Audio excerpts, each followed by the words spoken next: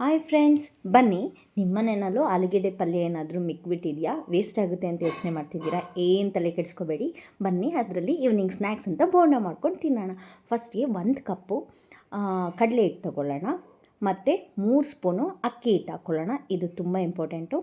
ಸ್ವಲ್ಪ garam masala, 1 spoon chilli powder, ಮತ್ತು ರುಚಿಗೆ ಸಾಲ್ಟು, ಒಂದು 1/2 ಸ್ಪೂನು ಸೋಡಾ ಹಾಕ್ಕೊಂಡು, ಒಂದು ಅರ್ಧ ಕಪ್ಪಷ್ಟು ನೀರು ಹಾಕ್ಕೊಂಡು ಚೆನ್ನಾಗಿ ಕಲಿಸ್ಕೊಳ್ಳಿ. ನಿಮಗೆ ನೀರು ಎಷ್ಟು ಬೇಕಂತ ನೋಡ್ಕೊಳ್ಳಿ. ಈ ಕನ್ಸಿಸ್ಟೆನ್ಸಿನಲ್ಲಿ ಇರಬೇಕು. ಈ ಕನ್ಸಿಸ್ಟೆನ್ಸಿನಲ್ಲಿ ಇದ್ದರೆ ಬೋಂಡ ತುಂಬ ಚೆನ್ನಾಗಾಗುತ್ತೆ. ಈಗ ಮಿಕ್ಕಿರೋಂಥ ಆಲೂಗೆಡ್ಡೆ ಪಲ್ಯನ ಉಂಡೆ ಮಾಡಿಕೊಂಡು ಅದಕ್ಕೆ ಏನು ಕಲಿಸ್ಕೊಂಡಿದ್ದೀವಿ ಅಲ್ವಾ, ಅದನ್ನ ಅಜ್ಜಿ ಬಿಸಿ ಬಿಸಿ ಕಾದಿರೋಂಥ ಎಣ್ಣೆಗೆ ಹಾಕಿದ್ರೆ ನಿಮ್ಮ ಬಿಸಿ ಬಿಸಿ ಬೋಂಡ ತಿನ್ನೋದಕ್ಕೆ ರೆಡಿ. ಈವ್ನಿಂಗ್ ಸ್ನ್ಯಾಕ್ಸ್ ಟೀ ಜೊತೆಗೆ ತಿಂತಾಯಿದ್ರೆ ಸೂಪರಾಗಿರುತ್ತೆ. ಗರಿ ಗರಿಯಾಗಿರೋದು ಬೋಂಡ.